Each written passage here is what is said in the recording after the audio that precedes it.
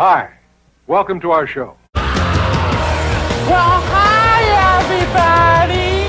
Coming to you somewhat live and semi-weekly from the Quad M World headquarters located in Helena's scenic North Valley. It's the Quad M Show. Here are your hosts, TJ and Jason.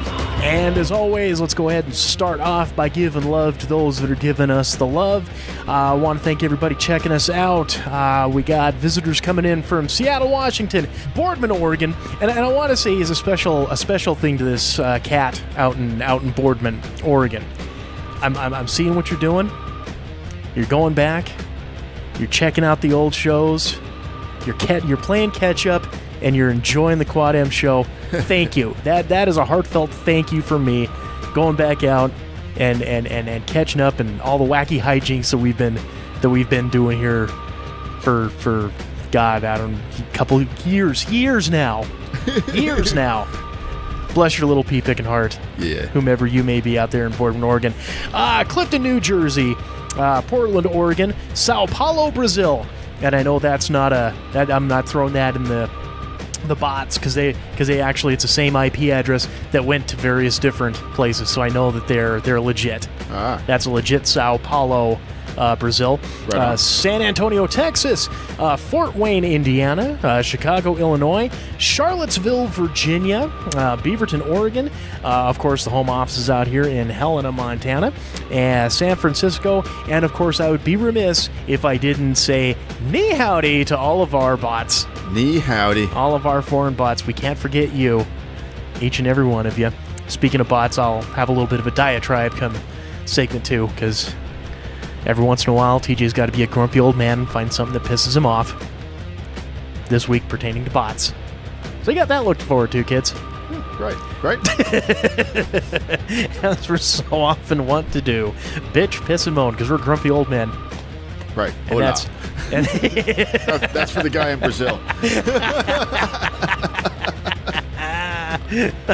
What do they speak Portuguese down there, Portuguese, don't they? yeah. Isn't that what they do? Okay. Yep. Yeah, I don't know from nothing when it comes to Portuguese. It's a lot like Spanish from what I understand. Yeah.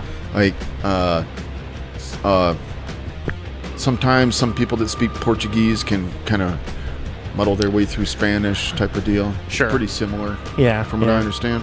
Like us trying to figure out the Queen's English. Lorries, flats, and prams. I'm sure it's kind of the... Maybe. I don't know. Lorry is a truck, flat is an apartment, and a pram is a baby buggy. And a lift. Is an elevator. And I'm trying to think of what other kind of European English things. I don't know. I don't know. Who was that one chick way back in the fucking day? Was it Elizabeth Hurley? Was that her name? That's my favorite export from Britain. Oh. You know, the fucking, the chick from Austin Powers. Yeah, okay. You know, she married Hugh Grant. She was always my favorite. British export. Yeah. Now I don't think I can name one. I'm all lecherous now. Are you talking just hot British chick? Are we talking just hot British chicks? Or I don't know. Are we? Well, that's just the route I went. Because I don't know any. It's going to be a short conversation. Well, I was going to say it's going to be rather creepy when I sit here right? and have this. Be like, what's the blonde chick's name from Doctor Who? Oh God. Is it some Piper? No. I know what you're talking about. For the very first one, right? The first blonde from like the first batch of episodes. That's the only one I know because I only watched like the first couple. You're talking about the newer ones with like Dave Tennant and shit. Yeah. That's the only one I know. Oh, what about Margot Robbie? She's Australian. Australian? Yeah. Oh, well, that's close enough. It's a penal colony, so it counts, right? She came from England's prison camp. Right? Ooh, okay. Let's see. Other really super hot fucking British chicks. Oh boy. See, this is one of those off the cuff ones because I had no time to prepare on this one. This is shooting from the hip right here. Yeah, there's going to be a lot of editing on this first segment because it's now just awkward silence. It is. I'm over here. I'm Googling. I'm Googling. Okay. Yeah, Connie doesn't count. We can't use Connie because Connie's not a real person, just a English voice. which bowling will be starting up here in a couple weeks. So we'll have the return of Connie here in the next couple weeks too. Great. Yeah, yay. Oh, Naomi Watts is British. I never thought of her as really being like Kate all Winslet. I'm just reading from that. the list. Yeah. No, and I'll tell you when you get a good one. Cheryl Cole. Cheryl who? Cole. Don't know that one. For a second, I thought you said Sheryl Crow, and I was gonna say no. Oh, she's a singer. Yeah, that's no. Keira Knightley. It's okay. Emma Watson. I almost said her, and she's legal enough now. I could kind of throw her in that list. J.K. Rowling. Yeah, she's fucking hot. I'm a very pretty lady. Kate Beckinsale. Elizabeth Hurley. Yeah. Audrey Hepburn. Kate Middleton. And that's the end of that list. Yeah, see, like I said, it's all just a bunch of okay. And really, the only standout there would be Elizabeth Hurley. Yeah. Maybe, and I would throw in Emma Watson as an honorable mention. I'd keep Keira Knightley on the list. And I suppose, that was one of those things that I had. I wasn't aware that she was actually her big debut, her big Hollywood debut, was as the body double of Natalie Portman. Yeah. In the Pantane Menace. Yeah. I had no idea. It's one of those, wow, how about that? And of course, if you kids want to chime in and say, what about this British export? She was pretty hot too. By all means, feel free. Hip us to it. We don't care. We give you all the points of contact, so you know how to get a hold of us. We're not hard to find. So, good sir, as we get going into this, how was your week? Ugh. Ugh. It was a long week because I've been waiting for this weekend. So, yes. Going to the Seether concert tomorrow. The Seether concert. In Great Falls. Do you know who the opening acts are? Do we know? No? I didn't even Google anything or anything. I'm just going fucking. I'm out of town. Listen to some fucking tunes. Yep, buddy got me a ticket, so bam, we're going. And I'm going to be going to space, so. What the fuck have I? I guess this begs a very important question. Do you think you'll be coherent enough to be able to give us a recap of any entertaining stories? Sure. Okay, thank you. Why not? I don't know.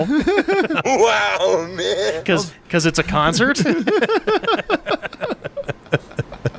I remember most of the concerts I've been to. Most. There's a Godsmack concert. I could have swore the drummer was flying, but I'm not sure. No, but you were. Other people said he was too. So, well, I guess if there was witnesses, okay.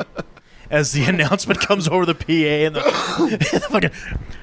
Please, everyone in attendance, don't eat the brown acid. Please, don't, for God's sakes, don't eat the brown acid. That's a Woodstock reference to all you youngins out there that don't know no better. Yeah. I don't really, I mean, my week was pretty just, fucking blasé. I'm back to having the fucking going to sleep at a decent hour problems again. The melatonin was working for a while, and then I guess it just kind of dropped off because I quit taking it. So there was that. But so I mean, it was just kind of a week. But one thing that I was really surprised at myself for, because I like to think that I'm somewhat. I'm not like the king of all nerd media pop culture type shit, right? I dabble and have a big toe in everything, but I'm not like full in on all the shit, right? Because there's just not enough hours in the day, and I'm but one man. Right. There's a lot of shit going on. Yeah. So, I don't know why I had slept on it. I knew when it first came out, and I was going to be all in, and I never checked it out.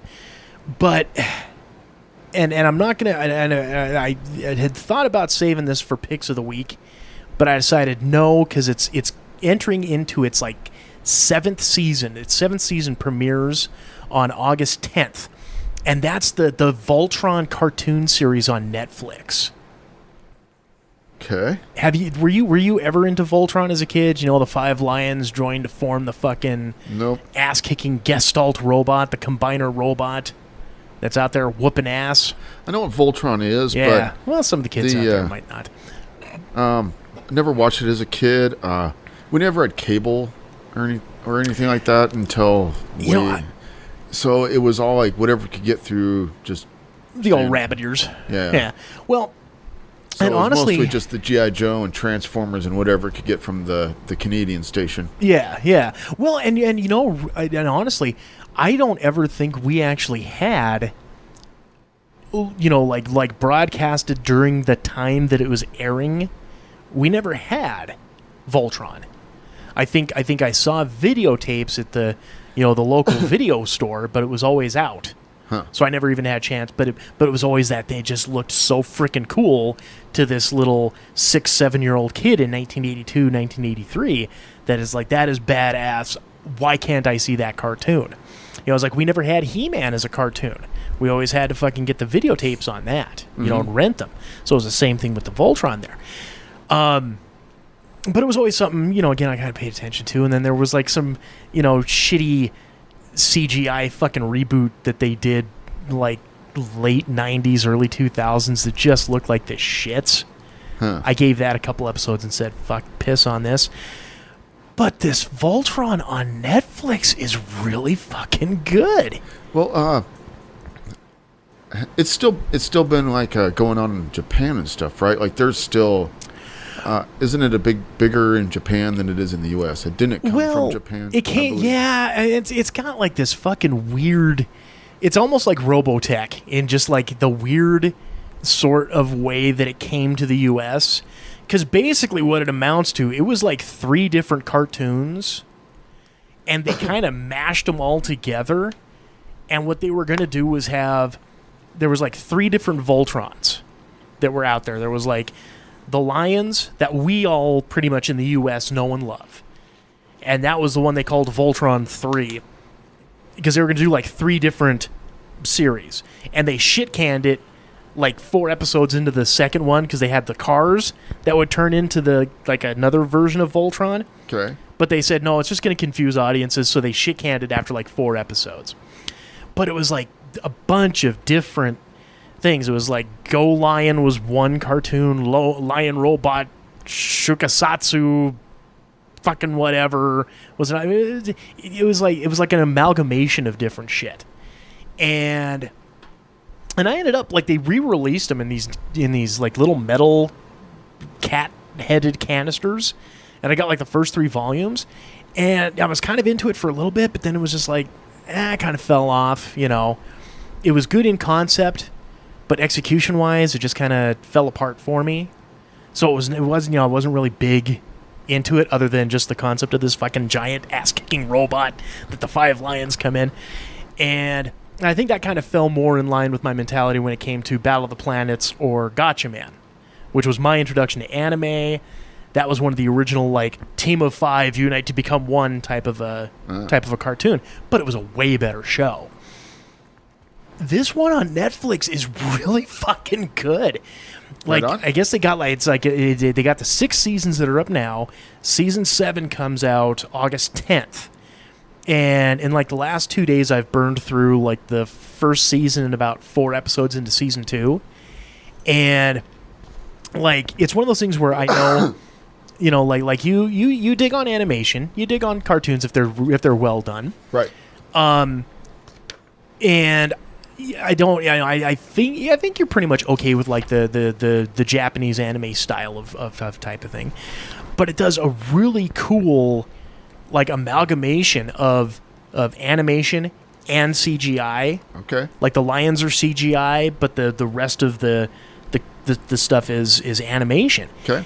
The story is actually pretty fucking engaging. It's not one and done. It's not Freak of the Week. I mean, episodes actually carry like 2 or 3 times over. So it's something you can actually invest in and carry forth with.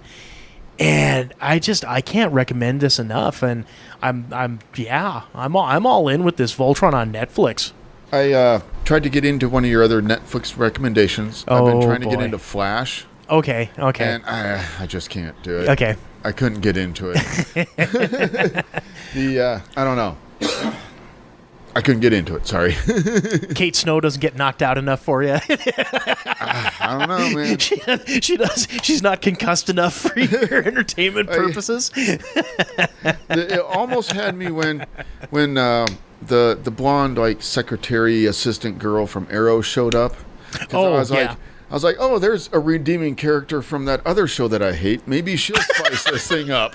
And no, didn't quite work out. So, well, and with most of those series, it's one of those things where, like, if you're not into the properties to begin with, you gotta give it past the first, like when Smallville first was going on, right? Right. I would kind of hoard out. But I would talk about it with like other comic book fan, people that would be into it and talk to it. But if I was gonna if I was gonna drag anybody else in, like yourself being a prime example, that like, okay, yeah, I know who Superman is and others, but come on, Smallville, really?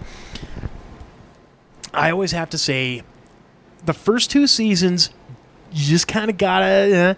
But season 3, when they know they've been picked up for future seasons and they can start really having a really getting into it, yep. That's when it's going to start getting good. It's found its feet. It's found its place. It's not just doing Freak of the Week type shit. You actually have like an ongoing thing. And I think with shows like that, like Flash or, Legends or Smallville back in the day or whatever, if it's not intended to be like a one-and-done Freak of the Week type deal, it might be a little harder to get into because it has to pick up speed. It's not like Batman of the 60s, which it was just, this is the one, well, I guess 2-part episode, but it's, here's the conflict, boom, and it's done. As opposed to ongoing story. Maybe that's my take on it, maybe. I don't know.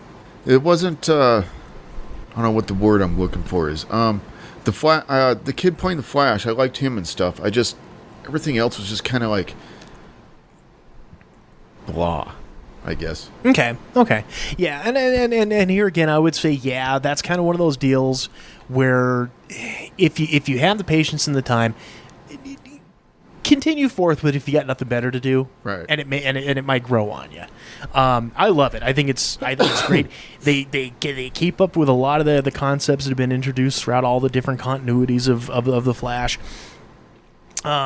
When they get into some time travel type shit, I mean, you might kind of, turn the nose up and give a little bit of the stink face. The time travel is always one of those sketchy things in any. Yeah, and that's always been a big deal with the Flash because, like, the Reverse Flash, whom I think they did introduce as the main villain of season 1. He's all in yellow, the Reverse Flash. Yeah, I didn't get that far yet. Okay, I don't want to spoil anything for you either if you do decide to continue forth. But because that was always his thing, was he was from the future, and he would come back and fuck with the Flash. But I that's where I always have problems. Like, if you're from the fucking future, Reverse Flash, does that mean he can go like really slow? No, that would be the Turtle.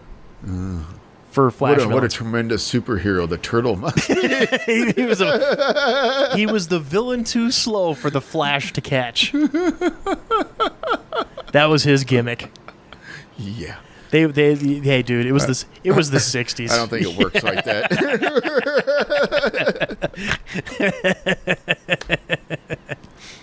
No, I mean, I think growing up, I think the Reverse Slow Flash. down, the Turtle's getting away. Oh, good lord! We passed him. Pull over, let him catch up. Stick 'em up.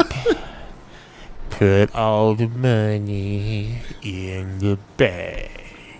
Cheese it, boys. It's the cops.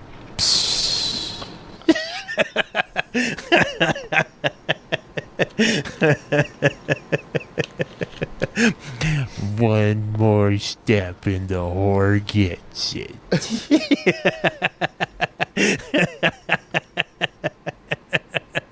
Yeah. Right. But here again, it was a simpler time. Right. But no, I think Reverse Flash, Professor Zoom, I think he was one of the most underrated villains of that era, because everyone, it's just a Flash in a yellow costume instead of a red costume. But like I said, he came from the future, and so he knew shit, and he'd be able to fuck with Flash pretty good. My only concern, later on down the road was, if you're from the future, you already know you fucking lost. So what the fuck? Why bother? I don't know. Other than, well, if I'm going to fuck up the timeline if I don't go back there. So, all right, time to go get my ass whooping, I guess. Yeah? Or whatever. Yeah. But his deal was always, I'm going to go farther back and fuck with him before that. So that'll fix his wagon, which, of course, inevitably it didn't. But, hey. Yeah. Whatever. But no. And I'll talk to you a little bit off the air, too, in regards to Voltron, because I got some ideas for some new Quad M comics. And kind of run those past you. There's some behind the curtain stuff I will talk about on the show. Other behind the curtain stuff, no, because we don't want to ruin it for the kids out there when those type of things happen. Let's see where we're at. Okay, yeah, I think we've bantered enough talking Voltron and the Flash, and kept the nerdy folk and sent the other ones scurrying away. Nerds! All right, well, nerds. We're going to go ahead and take our first break. We will come back with a little bit of FGS and some hot takes. It's the Quad M Show, gang. Stay tuned.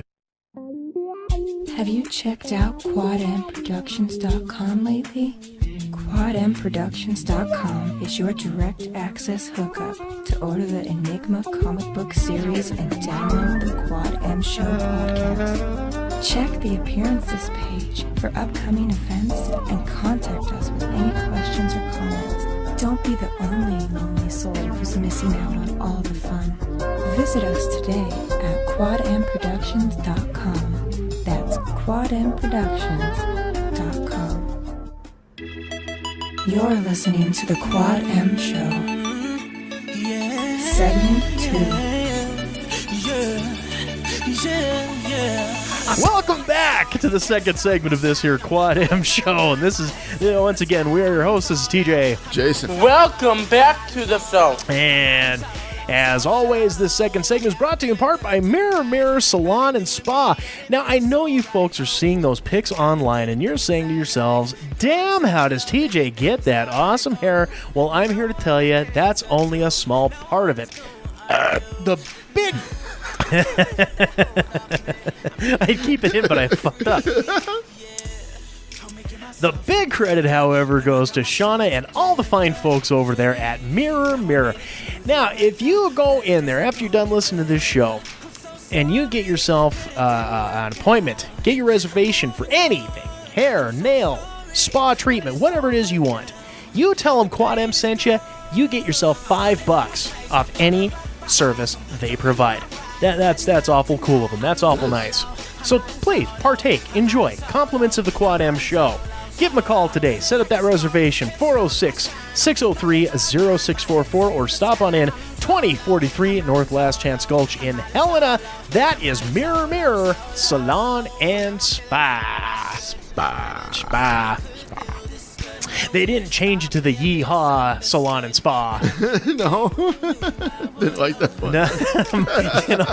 one. No, I'm almost tempted to go and get my fucking my follicle technician license, just so as I can open up the Yeehaw Salon and Spa.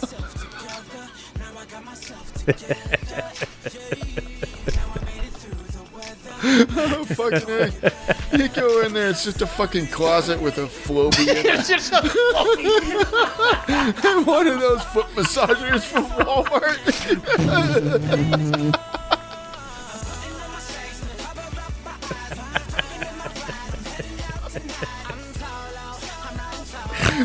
We'll get you doing the manicure and pedicure thing. It'll just be a fucking stencil. Put their hand under the stencil. You just fucking take a big old paintbrush and slap her on, and no, I do rattle cannon. rattle. There you go. The Yeehaw Salon and Spa. Join us, won't you? No, I couldn't do that. They don't need, nor would they appreciate the competition. You know who else doesn't appreciate competition? Fred G. The Sanford. Fred G. Sanford Award for Excellence in Stupidity. Morons. You're a moron. Idiots. Idiot. Dullards. You're always this stupid. Did you take lessons? The FGS Award for Excellence in Stupidity. All right. Which, unfortunately, there is a lot of competition for. There's always something going on. And let's see, I've got here a fresh one from out of New York. And New York, or New York State. okay, Saratoga County in and of itself. Yes. Okay. And this came from I believe it was the New York Post, I think was where I got this article from. Story goes as such. Afraid of the competition from a 7-year-old with a makeshift lemonade stand, a group of fair vendors got bureaucrats to squeeze the kid out. Fucking bullshit! Get it? Lemonade stand, squeeze a kid out. Yeah, it's just as good all the way through. Great. With some of the snarky comments, but it's worth it. Soon-to-be second grader Brandon Mulvaney ran afoul of government regulators last Friday when vendors at the Saratoga County Fair in upstate Ballston Spa whined to state health inspectors that he had no permit to sell refreshments from his family's front deck just outside of the fairgrounds. Say what? Being just a kid, he was also undercutting their pricey drinks by nearly 90%, selling lemonade for just 75 cents, a significant discount from the $7 cups inside of the fair. He also peddled $1 snow cones and bottled water. good for him. The vendors griped. I love this. This is not a biased article in any way, shape, or form. The vendors griped to the state health inspector during a routine inspection of the fair, and his next visit was to the Mulvaney's home. He promptly ordered the stand shut down, leaving the family in shock. Holy Jesus. What is that? What the fuck is that? We didn't think that we needed a permit. We didn't know that we needed one, said Brendan's mom, Jody. It didn't even cross our minds. At first, officials said they couldn't explain what happened because the Department of Health doesn't regulate lemonade stands. The state agency, which does food inspections in much of upstate, even issued a public apology Sunday to Brendan for any inconvenience. We are working to better understand the situation, but in the meantime want to assure the community that the DOH does not issue permits for or oversee lemonade stands, spokesman Jill Montag told the Albany Times-Union. Page 2. Now, page 2. But hours later,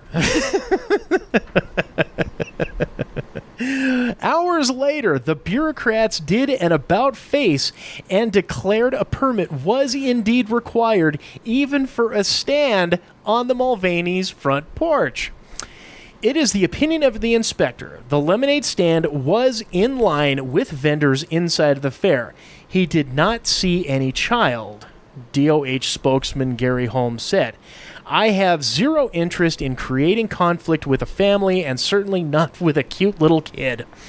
It's not about big government overreach. It's about ensuring safe conditions. Brendan's dad, Sean Mulvaney, fumed to the Times-Union, stating, yesterday they issued an apology. Today I need a permit. The permit costs $30 and is good for 1 year, Holmes said. Holmes said the DOH would expedite any application from the Mulvaneys. The reversal left Brendan's mom and dad frustrated, especially considering the stand had been operating for 3 years without incident. Wow. We're just going to sit down as a family and figure out what we're going to do here, Jody says. It's just what we did. It's America. State Senator Jim State Senator Jim Tedisco Republican, Saratoga, visited the kids' stand Sunday afternoon and said the state government had gone haywire. There's nothing that says America more than apple pie and kids running lemonade stands, he said in a statement. What has our state government come to? There was no immediate comment from Governor Cuomo's office. People. Oh, my God. Big Lemonade's at it again, trying to crush down the little guy. Right? Wonder why I don't go on Facebook and don't go out in public anymore? Fuck off. The fucking Department of Health's got to go in and fucking inspect a stand. Yeah. Oh, Jesus Christ. I mean, seriously. And, you know, I for me, it's a two-part FGS, both to the idiot vendors, which, don't get me wrong, I understand you're there at the fair to fucking make money, but Jesus Christ, $7 for a fucking cup of lemonade, you bet your ass I'm going to go visit little Brendan Mulvaney. That's capitalism. Yeah. Right, and I've heard about this before. There's been a couple other stories of like people shutting down little kids' lemonade stands or some shit and thing like that. Trying to fucking get them on tax evasion or some bullshit. Not collecting the sales tax. People being assholes to kids, and the only thing these motherfuckers are doing is teaching these kids to hate people. Or no, just hate government and policy. So we want to raise a bunch of anarchists. Yeah, well, we're doing a great job. Bastards. So, like I said, I would almost give it to the vendors, but, it was like, if there is a guy running his own little fucking comic book stand where he's taken like pieces of, like pieces of typing paper, folding it in half. Typing paper, for you kids out there that don't know what it is, we used to have a thing called typewriters. And you had to put paper in typewriters to type things like letters. I digress. You take me fold condescend. Yeah. Yes. Yes. No, it's educational. I'll say pro-descend. Educate and condescend at the same time. That's multitasking. So...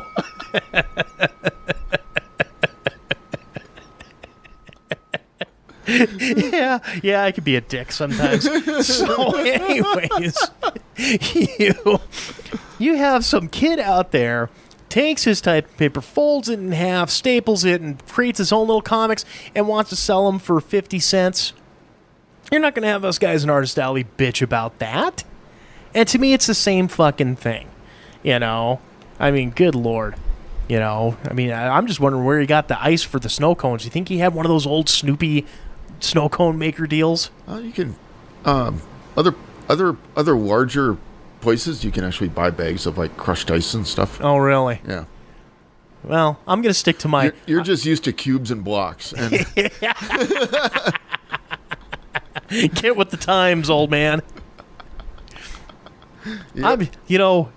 I'm just gonna sit here and just with my happy visual of this poor little Brendan Mulvaney. Won't you please help?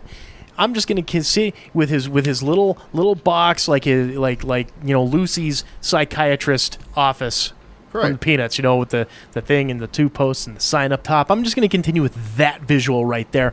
Because then what that tells me is, all it is just his little Tupperware pitcher with lemonade, and he's just he's just trying to make, and he's got his little lemonade flavored Kool-Aid. Yes. He had two options that day. It was either lemonade flavored Kool-Aid or Purple Saurus Rex, and he figured, I'll go lemonade. That's where his problem was. It's because it was going head to head with the lemonade. If he would have went Purple Saurus Rex, probably wouldn't have been an issue. But then the snow cone machine, we could say the bags of shaved ice or that. No, I just, for my mental picture of it, it's the old Snoopy snow cone maker machine where you put the ice cubes on top and you're crushing them down and it comes out of the little thing. You don't remember those? Oh, never had anything like that. I just remember seeing them. I think somebody in the neighborhood had one, but it was busted and he was using it for a fucking sandbox toy. Anyways. I'm almost willing to not give the FGS award to the vendors, but I will just on principle. But to the vendors of the Saratoga County Fair, and most importantly, the fucking Department of Health for actually taking this fucking thing seriously. And saying, we got to shut down. This Brendan Mulvaney, he's a fucking criminal. We have to shut him down. He's a nuisance to society. This is a lesson must be learned here, people. Some is the lemonade of ice. What other shady endeavors are you into, young man? God damn it. He must be a Trump voter. Fuckers. So to you, the vendors of the Saratoga State Fair, County Fair, and the Department of Health from New York, congratulations. You are the winners of this week's FGS Award for Excellence in Stupidity. You dummy! Oops. And they're just assholes, is what they're being. They're just straight up being assholes. Yeah. I just, I got to call it what it is. And they're getting off on it because they can justify it with the fucking legal system. we should be proud of ourselves. We should be proud of ourselves as vendors and money making capitalists that we are. We successfully shut down a 7-year-old in his own front porch. Yay! Yay us! Yeah, he took down a 7-year-old. We're working our way up, boys. Next year, we got to find an 8-year-old. Right. Oh, wait, next year he will be 8. Yeah, try it again, Brendan. Right? Those Girl Scouts and their cookies. What are they up to? Yeah, you notice fucking the Girl Scouts, they can sell their cookies. You don't hear the fucking bakery at when they're selling their cookies with the little tables out front of the grocery stores. And we've both worked in bakeries, and we've both had the table where there's never once did any bakery employee from any grocery store ever throw a fit that the Girl Scouts were out there. No, I went out there and bought some of their cookies. See? Well, they're a nonprofit organization. That doesn't count. Brendan was greedy. That greedy little shit, all he was doing was making money for himself. Yeah, I don't know. I think the Girl Scouts is just a bunch of cookie peddlers it's like a pyramid scheme. Oh, it's a racket. Yeah. Yes, it's a complete and total fucking selling racket. Cookies with free labor. Yeah. They're not even, that's the problem with those Girl Scout cookies. They're not made from fresh Girl Scouts. No, they're either. not. I think they're made, concentrate. See, and remember, I think a while ago we talked about the Boy Scouts letting girls in and just being called the Scouts or whatever. I don't know that we ever did go down that road on the show. I think I don't remember. Did. Maybe. But and I think we did. But anyway, it was they basically did it because like the Girl Scouts is just a fucking pyramid scheme, and the girls, they wanted to go into Girl Scouts thinking they're going to learn camping and stuff like that. Yeah. And all they were doing is learning how to sell cookies.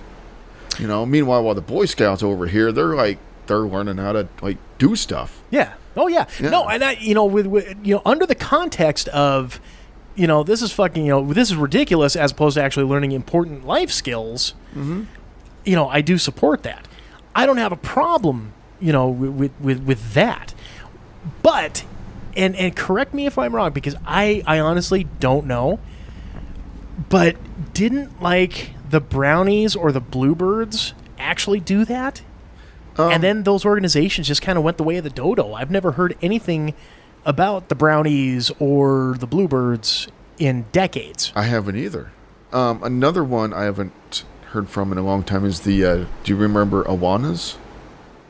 Never even heard of them. It was kind of a Christian church group that kind of did stuff like that too, if I remember right. I was actually part of a kind of a Christian churchy-ish type group way back when I was a little kid called the Royal Rangers. Yeah, I was in that too. That was kind of the same gig. Yep. I don't know if they're still around doing any of that stuff. I don't know. But yeah. So I mean, they're all out there, and like I said, I don't have a problem with if changing the dynamic on that is not something I would have a problem with. Right.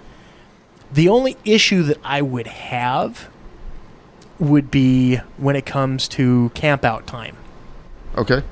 I mean, could you depending on how many girls and boys you've got, could you split it up to where, okay, it's girl camp out time, this weekend, you're boy camp worrying out about time. the little stuff. That ain't nothing to worry about. That's shit you figure out when you after you get everything loaded up and up in the mouth. Whatever. Okay. That shit you figure out later.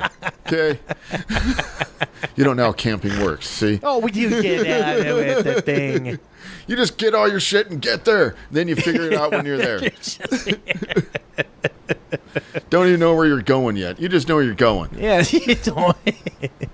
I'm just saying. It's kind of silly to me to think that some people could feel that, like some of the stuff you learn in the Boy Scouts, like building a fire, shit like that, is like just skills for boys. That's something everybody should know how to like. Yeah. In no way, shape, or form You know would what I I'm saying? ever. Yeah, I would never genderify. I don't even know if that's a word, but fuck it. For my show, it is. God damn it. I don't know that I would ever genderify. Well, it's not even that. I would never genderify a skill set like that. It's the same thing by saying teaching a boy how to sew. Do you realize how much of a fucking skill sewing is and actually should be taught to guys? When you got a hole in your sock and there ain't nobody else around, well, okay, I'll break out the fucking needle, boom, boom, boom, there you go. Yeah, exactly. I learned how to. I can't sew a shirt, but I can fix a hole in a sock, put a button back on, that type of shit. Exactly. Okay. Exactly. Yeah. But that's girl stuff. That was my biggest thing way back in the day, and this is how I've become more socially progressive, right? As people want us to be. In my 20s, I would not want to talk about or do anything involving cooking. Cooking, that's girl shit. Cooking, I don't want to watch no goddamn cooking shows. What the hell? My ex, my 10-year ex from way back in the day, would always be talking about, food and various cooking. I'd be like, I have no fucking interest in that. Now, 20 years later, fuck yeah, I watch Food Network. I'm a whore for fucking Bobby Flay and Guy Fieri. I'm all about watching that shit. You're like, oh my God, that fucking looks good. That's one of the biggest fucking trout. I don't know why. Ingendify cooking? We all like to eat, motherfuckers. I mean, the way to the fucking heart is through the stomach, and if you can fucking whip up a good dish, you steal a little bit of a fucking recipe from Bobby Flay and lay it down and fry it up, and people fucking want to eat it, and that dude, yeah. Right. Another one is I've seen and experience is like shooting. Like that's something they would men shoot good. But I've seen plenty of women outshoot plenty of men. Oh, sure. And yeah, it's not. Yeah, it's teaching them how to use a tool, unlike anything else. All it is. Yeah, it doesn't matter. But it's because the gun is so phallic. And actually, a lot of the times it's easier to teach women how to shoot because men have got this fucking ego, and especially like you're trying to teach a man how to use a gun, it's other men can have an ego and not want to fucking like be receptive of learning, whereas a woman is going to be like, yes, please teach me. Well, make sure I'm doing this right type of stuff. And I've seen that a lot. And yeah. Well, and I've also seen the paradigm shift there too, in the fact that a lot of women, and I'm not here again, I don't want to fucking sit here and play the role of male chauvinist as I'm saying this. I'm just saying this as an observation that you have the women who just want to learn to be able to learn. Mm-hmm. But you've also got that group of women that are the anything a guy can do, I can do better. Right. And it's not so much learning because they want the... That's the ego too. I mean, yeah. So here again, I won't ingenify the ego because there is on both sides on it. It is on both sides, but it is more. It is more prevalent, prominent on the male side. Yes, I will. Yes. And as a matter of fact, some of, if not the best snipers in World War II, were Russian women. Oh yeah. Yeah. Yep. Like Sniper Wolf from Metal Gear Solid. She was hot. Russian women are hot. There's another one we should look up. Hot Russian exports. Oh my God, okay. that's just another show. That's a bonus. That's a bonus Patreon show. Whenever we get the fucking Patreon going, that'll be it. This week for all of our Patreon subscribers, hot Russian chicks that aren't sending you emails telling you to, you can get bigger too for $50 a month. Oh no! You know what? Let's get into some hot takes. Sure. News and notes from all four corners of the pop culture world. And the sign gotta stay hot. You gotta stay hot. You gotta stay hot. It's time for some hot takes. Since we're just sitting here fucking rambling, why not? Yeah, I mean, there wasn't a whole lot on the news front. There was just a couple things. I don't know if I would call it a big news story, but one of the trailers that got released during the San Diego Comic-Con, I just saw it earlier today before we got to recording, and I showed it to you during the right. Yep. During the break. There was DC's new series Titans, and boy, oh boy, it's a show. It's really, at this point, what did you think when you saw it? Fuck Batman. Yeah, fuck Batman. Where's Batman? Fuck Batman. Fuck Batflick. That's what he should have said. No, it's serious. It looked. Excuse me. It looked teeny and angsty dark. Yeah, well, fucking dark. That's put in nicely. It's like, no, this is like I wanted to fucking slit my wrists in depression after fucking seeing this fucking after seeing this trailer. Dear God in heaven, it is just depressing seeing this thing, and not that it doesn't look like it couldn't be good. But it looks like anything, like when we were talking about the Shazam movie last week about, DC's turning a corner. They're going to start making stuff that's actually, somewhat lighthearted, maybe a little jovial and all this. And then all of a sudden, fuck Batman. Bruh. Shotgun-wielding, neck-breaking Robin out there killing everybody. Double-barrel fucking shotgun. Fuck Batman. Bang, bang, bang, bang, bang. Right. And it just looks just so dark, and some of the stuff. What the fuck kind of mask is that? How are you hiding with just covering up your eyebrows? And well, that's how they all did. That's how they all worked back in the DC. Yeah. Here again, the '60s were a different time. Yeah, they were. The domino mask hid everything. But I'm not gonna sit there and pass judgment on what I'm seeing. Like, they made Robin a fucking police detective or some shit at the Gotham PD. Like, that wouldn't be a dead giveaway as to him being Robin, and the fact that, here he is, the young ward of millionaire Bruce Wayne, and we're supposed to believe that he's a cop. The thought process on that to me is just, I'm not a fan of. But it, like you said, just so fucking dark and so angsty. There was a couple cool things, like when he threw his, I guess you could call it a Robin orang instead of the Batarang. Right. But when he chucked it at the wood pillar and it's just basically like an R-shaped shuriken. Okay, that was pretty cool. I liked that, they went that route with it. I thought that was pretty cool. And you made the comment about where's the jewel on Raven's head? Where the fuck did that go? And then Starfire, all you do is just see her like looking like she's on the verge of a fucking nuclear meltdown. You don't really fucking see anything there.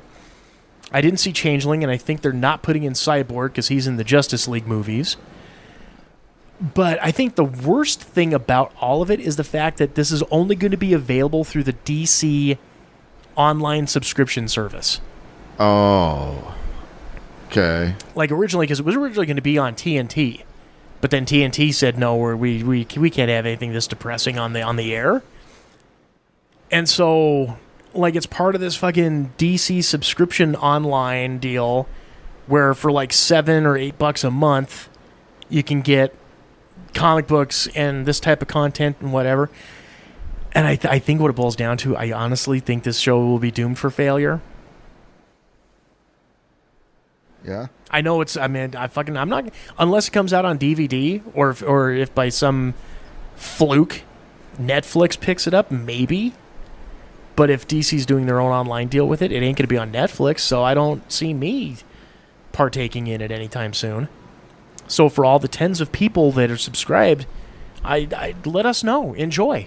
All the 10 people that are subscribed. I'm sure there's more. I'm sure. But no, like I said, I had to comment on it because I saw it and I was just like, man, I don't know about this. Yeah, it was pretty dark. I mean, the Titans were, I don't know. Like if they went, supposed to be like the, I don't know, lighter, campier. It seemed. Yeah, and I'm not saying it's just. I'm not saying just so like, goofy like the cartoons. Right. That they had, but like go with the fucking Wolfman and Perez run of Titans comics where it was like, hey, we're the kid sidekicks. We're gonna get out from under the shadows of the adults. Because in the fucking comics, you had some great villains and some great stories that were taking place. You had Deathstroke, the Terminator. You had Brother Blood. The Hive. You had just go on down the list. They have an opportunity to really make a really good show out of this. But in order to do that, you can't go this fucking dark and gloomy and angst-ridden and just across the board with that. You gotta portray the, hey, we're just kids trying to come up and doing our thing, and then go from there. At least that's my take on it. But So anyways, another kind of thing here that I wanted to make comment of, and if any of you folks that listen in the Helena area want to do a little rabble rousing, I'll be more than happy to partake and join you on this. So on September 27th, Fathom Events. For those of you who aren't too familiar, Fathom Events is kind of this deal where they'll have like little special showings of stuff at movie theaters. About a year or so ago, we partook in the Killing Joke. Oh yeah. Okay. At our local Cinemark Cineplex. Right. That was one of those Fathom events. And they will do these all, they have these all the time. And so on September 27th, they will be doing a showing of Transformers the movie. The original animated movie? The original 1986 original cartoon movie that destroyed our youth by killing off Optimus Prime. Right. Yeah, but still, great fucking movie. I mean, I loved it. Well, they're gonna be having this event. They're not showing it in our fucking town. Fucking bullshit! Oh, those cocksucking motherfucking pansy-ass pickle-smooching motherfuckers. You know what they're showing instead? Oh, My Little Pony. I don't get... No. Ian McClellan in King Lear, live at the Met, or whatever the fuck it is. Yeah. What, it's a movie of a play? It's basically a live broadcast of a play. That doesn't... Like they got those fucking opera things that they got on there, and they'll fucking do... This is one of those deals. They're going to be giving us Ian McClellan, who, don't get me wrong, love him as an actor. Great fucking work. And I'm sure on the stage he has a presence like none other. No, I understand. That's not the point. But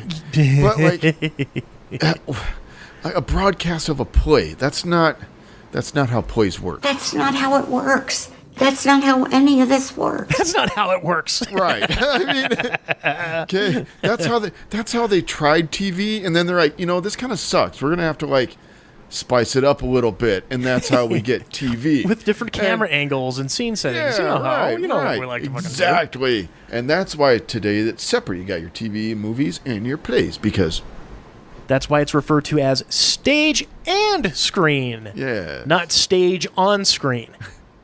That's the key. It is.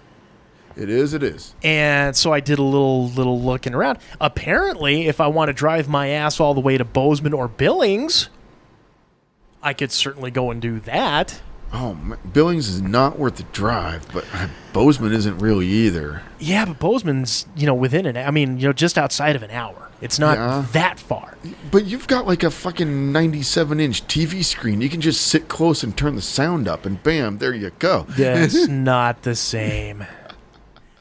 It's not the same, and you know it. And you can pause it and go poop. And No, good sir. I have to strongly disagree. I could say the same thing about Blade Runner. Why would I want to have gone and seen as opposed to the drive. Oh, as opposed to the drive. Yeah. Yeah, but even then, hey, road trip. Right. I could sit there and say the same Bozeman thing. would be an easier trip. Bozeman's doable in a day. Easy sauce. And you could stop at the titty bar on the way back. Yay, the titty bar. Oh, like you're against the titty bar. Like you'd be opposed. Hey, do we got any more ones? It was sarcasm. You can get the cash machine spits out ones. How's those tips looking, Bert?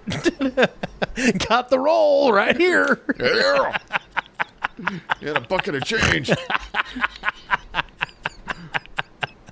No, I'm not going to sit there and snap quarters at the strippers. No, not snap quarters.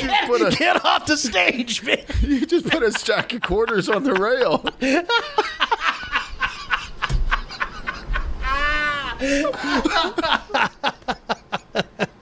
Now, I want to see how you pick these up. I'll even give you extra folding money if it's worth my time.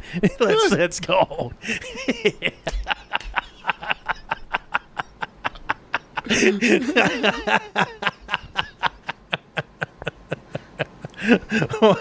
Well, that is pretty talented, isn't it? Maybe I should make us think about this. Maybe we should take the trip. Pick up a dollar bill and give you change.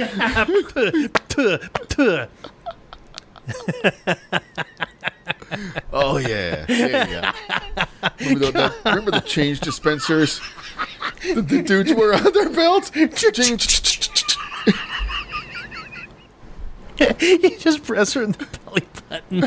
She got a fucking numpad tattoo like an ATM.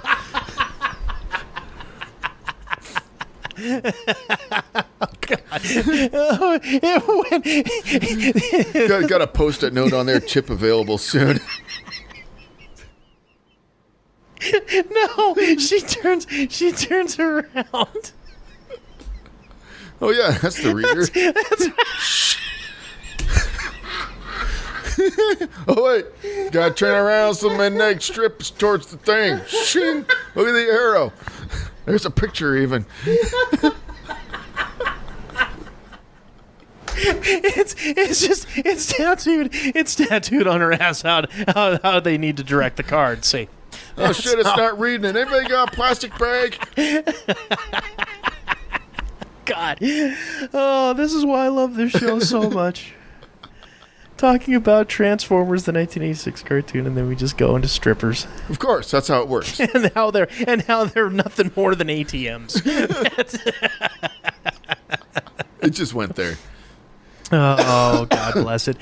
But yeah, so anyways, I think here within the next couple days, I'll be calling the Cinemark and seeing what we can do about a protest about getting that movie up, because quite frankly, there'll be more people that will go to Transformers than there will to King Lear. Right. And maybe if we get some of the strippers over there too, throw it all in. You can also do another one. Got plenty of screens, people. Yeah, I mean, you don't have to keep Star Wars on all the time. Well, there is that fucking licensing agreement. I don't know. Some fucking guy in Uganda's rainforest or whatever hasn't seen it yet. In between shooting off emails saying, I am in the thing of getting $6 million US. If you would like to partake. Okay, so speaking of movies, I was interested in some news that I had heard, and it immediately made me think of let's do a little contest. Excuse me. Oh shit. Let's do a little game with Bert. Sweet, I get to look dumb now. Yay! and here's the thing. And here's the thing. I will even give you a choice. Oh, no. Multiple choice. You get an option Okay. as to how we play. Basically, what it amounts to is I have in my hot little hands here the top 25 highest grossing movies of all time. Oh, fuck me with a goat stick. Jesus Christ. Okay, let's do this. Here's your options. Would you be so kind as to hand me a Sharpie? That would work wonderfully. You have yourself one of two options. Domestic or worldwide. And I will say this. Before I was doing this, as I was getting this going, I had it in my mind, I'm placing the over-under on 10. I will call you a winner if you can get 10 or more. Okay. In my mind's eye, I think 10 would be easier to do for you with domestic. Yeah, I was going to go with domestic. Let's keep it American. You're going to go American. American. America. Team America. Fuck yeah. Okay. All right. So we will go ahead. We will do domestic. Okay. So the 25. No, don't you be bringing the Google up there. I'm not. Okay. I can't. Yeah, we'll just keep that off to the side there, hotshot. Okay, Google. So the top 25 highest grossing movies. Keep your eyes on your own desk. Okay. According to, and this comes from Box Office Mojo. I mean, do I have to list these from memory or something? How's this going to work? Like I said, I've got the 25. Okay. We will go until you basically say, "Fuck, I can't. I got nothing." Until you say, "I got nothing." But I do want you to put forth a little bit of effort, and I want to see, of the 25, how many you can name. I'm not going to worry about, you have to list them in order. None of that bullshit. Just the 25 movies. Yeah, it's going to be a short quiz. I got to figure out how to put this fucker down so you can't. Oh, that's got a deal there. Fantastic. Something Okay, like can you see any of them? Nope, I got the microphone here in my way too. Okay, all right, fantastic. All right, so the top 25 movies, highest grossing movies of all time. Wasn't Titanic on there? Titanic would be on here. That, my friend, is number 5 on the list. 4 movies are ahead of it. I think Avatar might be on there. Avatar would be number 2. Good God, man. Is Deadpool on there? Deadpool is not. Okay. I can tell you right now, none of these movies, as I'm looking at them, are rated R. Okay. Okay. Do you want a hint? About fucking 23 more hints would be great. Dude, all you have to do is rattle off a franchise, movies within a certain franchise, and you're going to get quite a few of them. Really? So any of the fucking the Marvel movies or like Guardians of the Galaxy, is that on there? Guardians is not. No. Okay. Off to a bad start. Well, there's 40 Spider-Man something. Spider-Man, what the fuck? No, Spider-Man. Ever. There's none of the Spider-Mans on. See, then fuck you, Spider-Man. Well, I would. Now I will say this: you are on the right track with the franchise you named, but I was thinking another more obvious franchise. Batman, somewhere in there. Okay. Give me some Batman movies. Batman. No, the 1989 Batman is not on the list. Okay. Any of the other Batmans? The Dark Knight. Okay, there we go. The Dark Knight. Where is Dark Knight? Is number 10. Okay. Wow. What was the other one that did really well? Can't remember. Yeah, I'm not good at these fucking things. The Superman.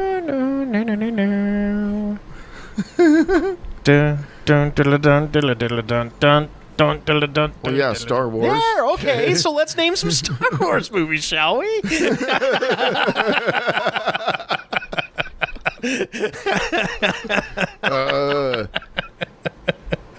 Was Rogue One on there?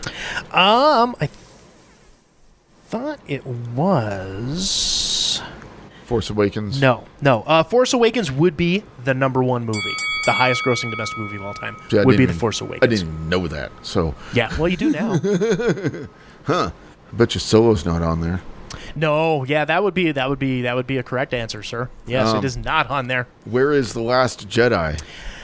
Oh, are you ready to grit your teeth on this one? Number 8. Really? Last Jedi is Wow. number 8. You know, and here's See, the they thing. must have pissed off so many people that people had to go see it just to get mad. Just to get mad again.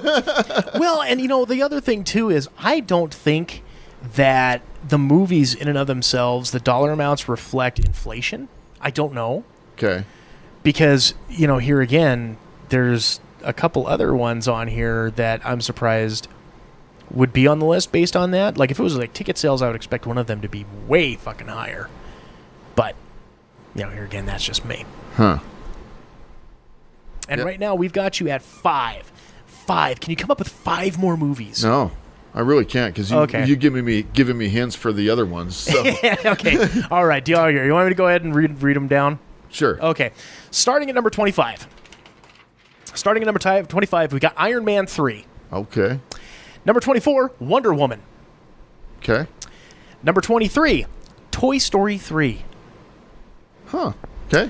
Number 22, The Lion King. Oh. Number 21, Pirates of the Caribbean, Dead Man's Chest. Oh, I forgot the Pirates movies. I know those made a shit ton. Yeah. Number 20, The Hunger Games, Catching Fire. Oh, yeah, the Hunger Games, too. Number 19, E.T., The Extraterrestrial. Wow. See, yep. See, I figured that would have been one you would have gotten. Boom. Yeah. Number 19, or number 18, Shrek 2. Oh. Number 17, The Dark Knight Rises. That was probably the other one you were thinking of, trying to do that one there. Number 16, Avengers: Age of Ultron. Okay. Number 15, Star Wars: New Hope. Okay. Number 14, The Phantom Menace. Really? Number 14. Really? Yes. You got to remember, the Phantom Menace did better than A New Hope. Well, you got to remember 2 key things. Number 1, we hadn't had a Star Wars movie in 15 years. Right. And number 2, price of tickets. Yeah. If this does not reflect inflation, that's where, you know, a lot of those differences are going to come into play. But here again, we hadn't had a Star Wars movie on screen in like 15 years. Right. So that was kind of a deal there. Number 13, Finding Dory. Wow. The sequel to Finding Nemo. Yeah. I would have had no idea. Now, this one, I really kind of wonder. Number 12 was Beauty and the Beast, the 2017 live-action movie. Was number 12. Wow. Yeah. I know it was pretty popular. I didn't know it was that popular. Wow. Not that much. It beats me. Oh, and by the way, okay, so I will say you got 6 out of 10 because Rogue One was number 11. Woohoo. Number 12 or number 10 was Dark Knight. Number 9, Incredibles 2. Like just came out, Incredibles 2. And it's already up there? It's number 9. Wow. The first Incredibles was actually it was a pretty good movie. I really enjoyed it. Actually, I was okay. It was okay. It really didn't really do it for me. Right. You know, but hey, you know, it's all to all people. Some people I don't thought like it was pretty Flash. entertaining. I mean, Yeah. Some people don't. You know, some people really aren't into the Flash. Others really aren't into Incredibles. right. All kinds to filter through with, my friend. Let's see here. Number 8 was The Last Jedi. Number 7 was The First Avengers. Number 6, Jurassic World. Jurassic Park series. Yeah, but that's the only Jurassic movie on here. I'm actually kind of surprised. Number 5 was Titanic. Number 4 was Avengers: Infinity War. Okay. Number 3, Black Panther. Wow. Yeah. Okay. Number 2, Avatar. Number 1, Force Awakens. Huh. Which, comparatively speaking, the movies that did better worldwide, like number let's 1. give the top 10. Top 10 of the worldwide? Yeah. Number 10, Harry Potter and the Deathly Hallows, number 2, part 2. Number 9, Black Panther. Number 8, Age of Voltron. Number 7, Furious 7. God damn, The dude. 7th Fast and Furious movie Really? was all time worldwide, number 7. Wow. Number 6, The Avengers. Number You know what's 5. amazing about that? I didn't know there was a Fast and the Furious Part 7. Well, that was kind of the sick joke going around. I think that was right after Paul Walker died. Because that was when the memes were going around about the fucking hearse spinning out and driving off, and they were like, "Oh, too soon." Oh, that's right. Yeah, I can't remember if that was 6 or 7 Yep, though. But that's right. Number 6 was the first Avengers. Number 5, Jurassic World. Number 4, Infinity War. Number 3, Force Awakens. Number 2, Titanic. Number 1, Avatar. Other movies on here that weren't on the domestic, and it actually kind of surprised me a little bit. Worldwide, Jurassic World: Fallen Kingdom, the new one, came in at 14. The Fate of the Furious was number 15. So the 8th Fast and Furious movie was number 15. It must be the Chinese and Japanese markets. Maybe. That's crushing it there. Number 17, Minions. Number 18, Captain America: Civil War. Number 19, really, and this is a shitty one. 19, Transformers: Dark of the Moon. Dark of the Moon, really? Worldwide, number 19. Wow. Let's see there. Yeah, I mean, really some surprising ones on here. Lord of the Rings: Return of the King, number 20. Okay, I can give that. Number 21, Skyfall. Oh, James Bond movie. Yeah. I mean, it was a good one. I just didn't realize it was like that worldwide popular. Huh. Fucking, yeah, here again, number 22. Transformers: Age of Extinction. I think that was the one with Marky Mark, if I remember correctly. But yeah, I mean, yeah, just weird how global tastes can differentiate that much. Crazy, my friend. Huh. So let's go ahead here. We'll take our third and final break, and we will come back with some Reddit fun. It's the Quad M Show, kids. Stay tuned. Indeed. In a city where corruption rules the streets, only one man can stop the serial killer known as the Blood Bandit. James Kurt, a former police officer turned private investigator, must race against the clock to stop the madman before he achieves his ultimate diabolical goal. When JK's brother Alex is thought killed in the line of duty and mysteriously returns with no memory of his past life, the stakes are raised even higher. Enigma, the comic book series from Quad M Productions, written and illustrated by TJ Damon, with colors and effects by Jason Vickers. Enigma. Order your copy at quadmproductions.com today.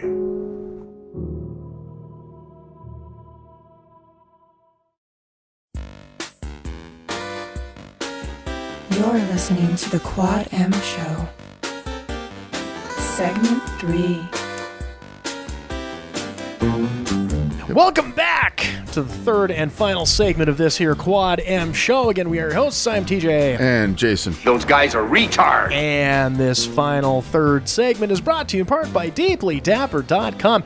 Now, you've heard us go on and on about all the sweet merch you can pick up over at DeeplyDapper.com. Original art prints and books, vinyl wrapped metal flasks, custom key hangers and light switch plates, as well as those handmade soaps, all based on your favorite Nerd World properties, but there is so much more. You get on over there. After you listen to this show, you get on over there to DeeplyDapper.com.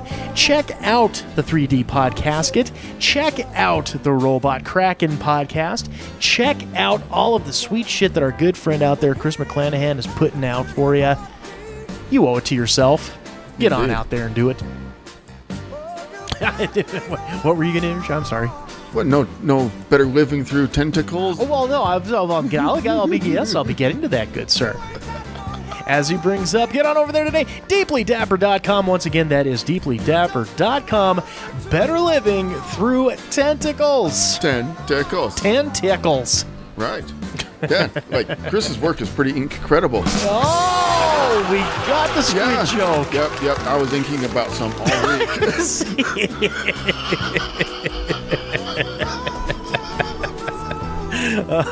Oh boy. That's all I got. Well, you know what's got a little bit more to it? Reddit fun with Jason. Reddit fun with Jason. All right. Now, so this time around with the Reddit fun, we actually had our shit set up the week before. We gave you bastards an assignment.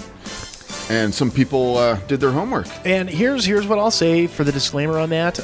For you folks on Facebook, I'm sorely disappointed in you. We got nothing from Facebook, but Twitter, on the other hand, Twitter was the go-to. We had some guys who wanted to play along on Twitter. Good. So let's go ahead and start it off.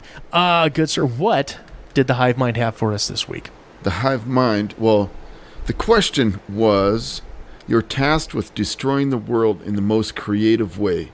You have unlimited resources and no resistance. How do you do it? Now, I got to admit, I couldn't come up with anything that was either A, creative, or B, funny. So did you? You sounded like you had a good one. Okay, yeah. Since everything's pretty much unlimited, I'm going to create a private space company. And what we're going to do is it's going to take a lot of money. So what we're going to do... Unlimited resources. Yeah, right. Going to just basically build up our experience and knowledge and money through launching smaller rockets into just satellites into low Earth orbit. So now we're going to build up enough money to build more giant rockets. Eventually going to get to the point where we can send a rocket to an asteroid way out in the asteroid belt or the Oort cloud or somewhere way out there. Okay? Somewhere out there. Okay, this rocket, it's going to be able to land on this asteroid and then fire up another engine. And that will put this asteroid into a nice orbit to collide with Earth. It'll propel the asteroid accordingly. Yes, and but we're going to use the engine to help guide it through, and we're going to bring it past other planets to help it build up speed. I want this asteroid going balls to the fucking wall. Okay? And then this thing reaches top speed. Earth is coming around the sun. They're aligned to collide head on. Okay? It's not going to be a glancing blow. Head fucking on. Full on balls, Right. nuts to guts, deep impact. And me and my companions are going to be sitting on the moon or whatever watching this. And what it's going to recreate the 1964 photograph of the bullet passing through the apple. Okay. But on a larger scale. Well, if you're on the moon, wouldn't the moon get fucked up with the impact as well? Shockwaves and stuff? No, the moon's way out there. No? We'll be all right. Okay. We'll be okay. That's why we're watching from the moon. Well, our folks over on Twitter had a couple here, and we'll go with the low-hanging fruit here first. At PJ Tanton 71, he like I said, low-hanging fruit on this one. It's simple. I would fund and ensure Trump's re-election. Ouch. Damn. Okay. Well, Fuck you, Putin. Whatever. We don't need that shit. Okay, enough of the politics. Yeah, so okay. Let's see here. At MGNP Podcast, they're the Movie Geeks and Proud. That's what it is. Movie Geeks and Proud podcast. But they put down, make sure the final girl survives. And it's made for a woman. Very simple. Just make sure everyone dies but her. Okay. Let's see here. At GRR Pod, he says, set up cameras everywhere, a la The Truman Show, then use recordings for my wants, and then the world would implode on a massive non-trust cycle. That or nukes. Lots of nukes. And we have, let's see here, at Enoch, at Enki 31397678. Just real quick question for there, Enki. Was there really 31,397,678 other people that had Enki as their username? I don't know. Anyways, Enki had to say this. I'd plant nukes in every capital of the world and link the detonator to designated middle-class workers' hearts. Middle-class workers' hearts. Then I'd spark increases in tax payments and whatnot, and this would cause the middle-class workers to become stressed, and then in turn it would set off the detonator. And with the exploded capitals, currencies would drop and the world would be in panic. which would then set off even more nukes in famous monuments. The world would become a post-apocalyptic world, and everyone would kill each other off, and then there will be one survivor left. Hopefully it would be the final girl that was brought up beforehand. Oh, and then the Trailer Junkies podcast, they put down, I would encourage everyone in the world to start a podcast and pay everyone to do it. Then, with everyone casting all over, activity would stop, and we'd be in a far less visual, real Ready Player One dystopia, and we'd all wither away to dust, leaving only MP3 files for the aliens to listen to. Well, no shit. That's awesome. Those are the ones we had written in. Thank you all for participating. That was awesome. Thanks, guys. Dude, okay. All right. So do we have the board set up? Do we have the hive mind ready to tell us their thoughts? Oh, yeah. It's been waiting. Of course we do. It was posted 6 days ago, so who posted this? This is Sidekick89 posted the question. I don't know how to say this name. Jesus Christ. that long of a pause for the fucking name? I know, dude. By the time we're done with this, I'm going to have like a degree in fucking interpreting user internet names. Fuck, dude. I have a master's in linguistics with a minor in Redditese with Reddit usernames. The is sing M. Every day, one random word is chosen, and if someone tries to say it, they explode. It doesn't reset every day either, so the list will keep growing until there is only a small tribe of people that talk very strangely.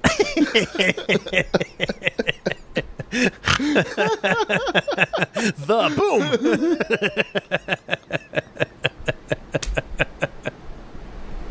Awesome. AK Andrew. Or UK Andrew. Create a website where everyone can vote on which city they want to nuke. Once a city is nuked, it's removed from the list. I will continue doing this until every major city is nuked. GCM 12121. Cover the earth in tinfoil and throw it in a giant microwave.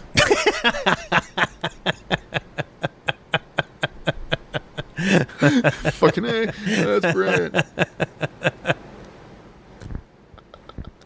Oh, Doug Ainley.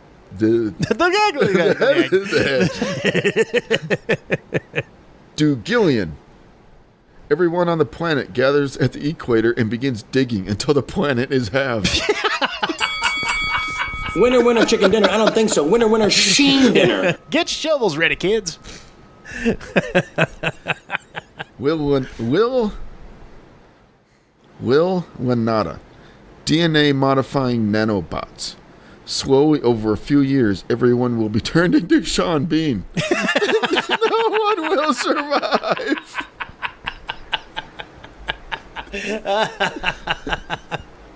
That British pleb. Hire clowns to run around with bananas, balloons, bottles of sparkling water, and mouse traps.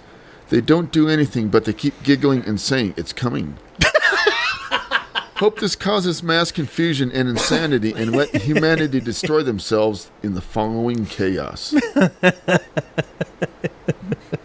Engel 1. I draw a big picture of Jeff Goldblum on the surface of the moon, and then, over the course of 10 years, slowly pull the moon closer to the earth.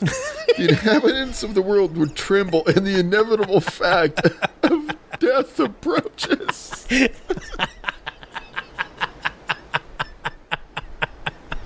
Oh, awesome. Oh, shitty Goldblum. Shitty Jeff Goldblum. Well, good night, Moon. That was pretty shitty. Shitty Jeff Goldblum, ladies and gentlemen. Colin 3000. Bet he does a better Jeff Goldblum. Shut up. Quiet, you. Build trillions of tiny microscopic bots that can modify things on the molecular level. Task them with converting everything into carbon in diamond form. Earth becomes 1,000,000 times more beautiful, but everything is dead. Much like every Playboy Playmate for the last 40 years. Sorry. Logan Gray, 123. Pull Jupiter over the Earth. See what happens. Yeah, let's just give it a whirl. Come on, we'll give it a try. Call up 14. Microscopic buzzing. Okay. Oh no. Are you going to be able to make it through this one? Yeah, this is okay. great. All right. Microscopic buzzing swarms of Flex Seal cans, disassembling your molecules bit by bit until they were put together to say that's a lot of damage. Oh no, this is pretty evil. Mr. The Liger says, I play the theme of Seinfeld on every speaker in the world with the bass turned up to ear rape until it vibrates the world apart. Well, why don't you just take ear rape and make that 10? No. You don't get it. It goes to 11. That goes to ear rape.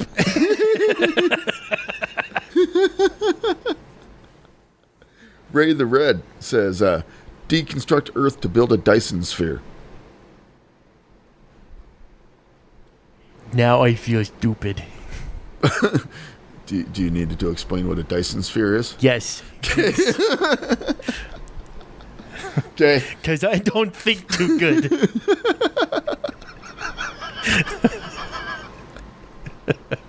Okay. Okay, what is a Dyson sphere? Okay. Let's say you have a star. Tremendous source of energy. Okay. Okay.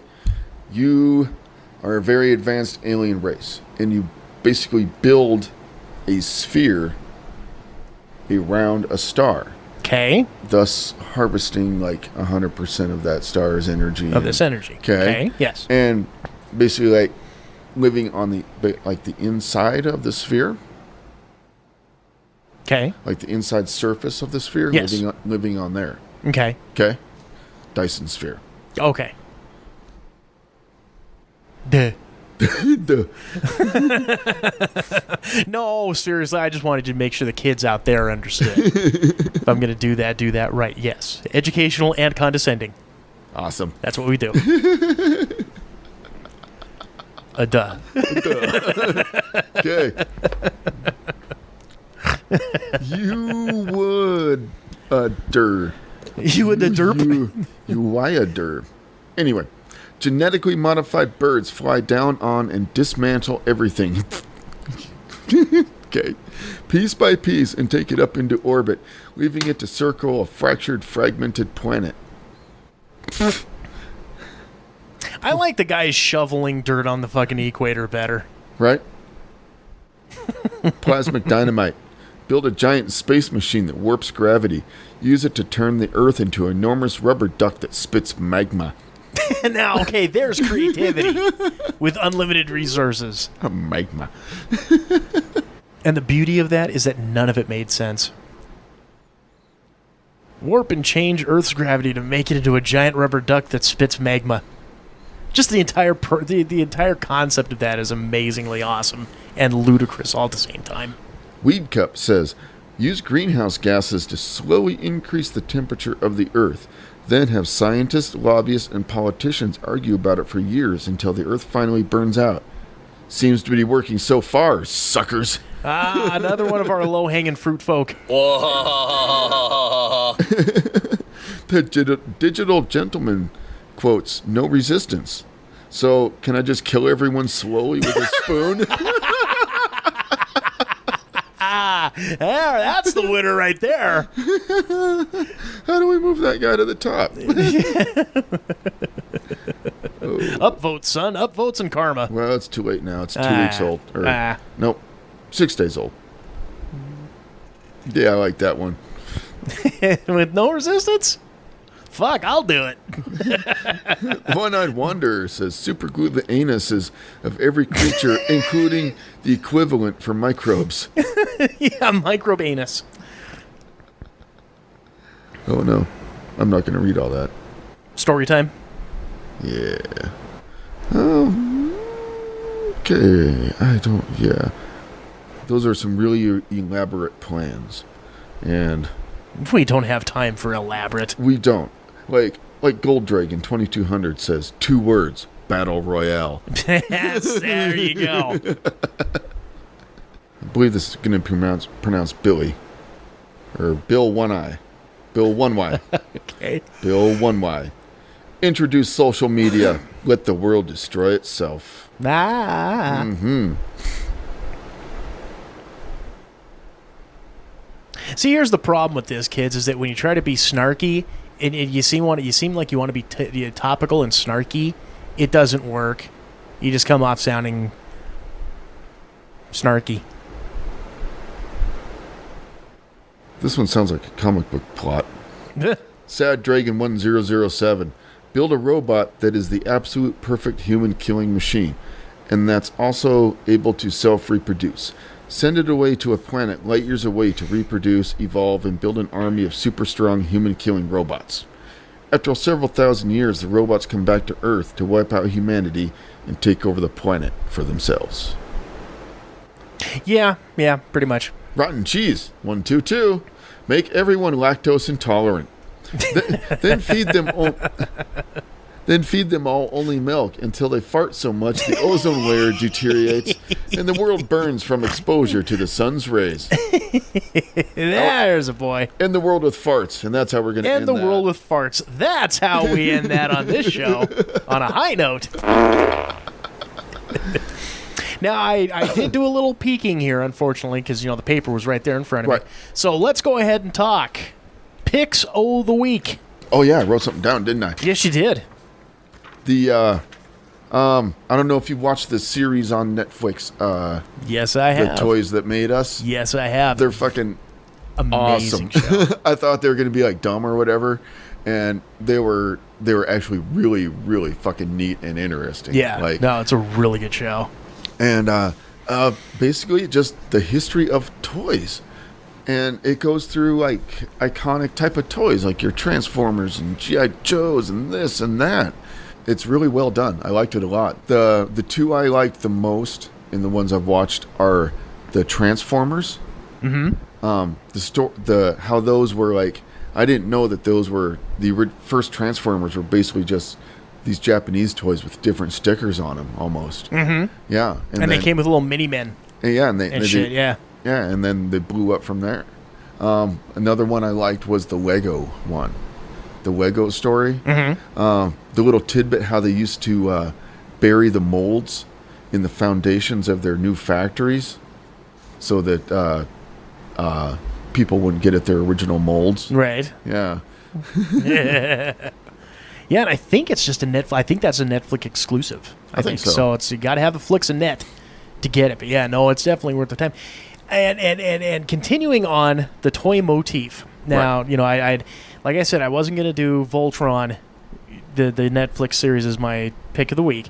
What I'm going with is a YouTube channel done by a guy named Dan Larson and another gentleman who's his producer. I believe his name is Greg. I think it's a 2 or 3 person show, but it's called Toy Galaxy. Since we're sticking with the toys here, yeah. And I've often gone off on my fucking rants about how much I fucking hate the clickbaity shit. Yeah. And people like fucking Watch Mojo piss me off. Or comic book resources, if I click on something on the fucking Facebook, and comic book resources or the Sportster have, number one, shitty research in their information, and number two, obviously don't know how to fucking proofread. These guys fucking just piss me off. Toy Galaxy is a YouTube channel. A lot of the stuff that he does have like top 10 countdown shows, like 10 best or 10 worst figures, toy lines, play sets, all this type of shit. He also does a lot of history of toys, much like the Toys That Made Us. But the difference is he does it, just very entertaining and very funny. And you could his humor, it can almost cross the line of snark. Snar-casm. But it doesn't get snarky where it's like hipster douchebag snark. Yeah, it's like snar-casm. It's snar-casm. Yes. Yes. It is snar-casm. And it's so well done. The guy, the writing on this show is freaking hilarious. I think I showed you the two, like the top 10 best Star Wars black figures and the top 10 worst Star Wars black figures. And I mean, fuck, you were enjoying it. You were laughing, particularly when he was talking about the slave Leia isn't called slave Leia anymore. It's now prisoner Leia. The look on his face, like if you needed to take a picture of human emotions and you needed the one for sarcasm, poof, there you go. Nailed it. He's completely nailed it. But he's just so many of these YouTube channels do stuff so dry. And it's guys like him that a very low shoestring budget. You can tell he's sitting in front of a green screen. I don't know whether that's actually his collection in the back, because he also has like a playlist of videos of like shit that he's picked up at flea markets, like the box of loose figures and that type of thing. And so I don't know if that actually is his wall of shit kind of superimposed on a green screen behind him or not. But it's low budget. It's basically him in front of a green screen with all, with the sound effects and the pictures kind of popping up hither and there to add in some entertainment value. If you haven't seen it, if you haven't checked it out, go and do it. It's worth the time. They're quick videos, usually under, some are less than 10 minutes. I think the most has been like maybe 20 minutes tops. But very funny, very entertaining, very worth your time. And if I get the chance, if I get the opportunity, I'd love to have him come on real quick on the show for an interview and be able to talk to him on that. So, but yes, so my pick of the week, the YouTube channel, Toy Galaxy. Give Dan Larson a look. It's some funny shit. All right, so on that note then, good sir, do we have anything left to pimp, promote, propagate, or pander? No. All I don't right. think so. I think we got it. Okay, well, before we do the final closing, I'd like to say enjoy the concert on Saturday and make sure you got some good quality stories for next week's show. Good sir. Okay. That will wrap it up for this week's episode of the Quad M Show. As always, gang, make sure, rate, subscribe, and review us on any of those podcast catching apps that you're getting us on, iTunes, Stitcher, Podapp, whatever it may be. Also, make sure to like, follow, and subscribe to us on Facebook, Twitter, and Instagram. Of course, the username, tagline, and all that stuff is Quad M Comics. Get on in there. Give us a look. Hang out with the kids. Why don't you? Until next week, this is TJ. And Jason. And we will see you all later, gang. Take care. You've been listening to the Quad M Show. Copyright 2018. Quad M Productions. If you have any comments, questions, queries, quibbles, or concerns, email us at quadmcomics@gmail.com or find us on Twitter at quadmcomics.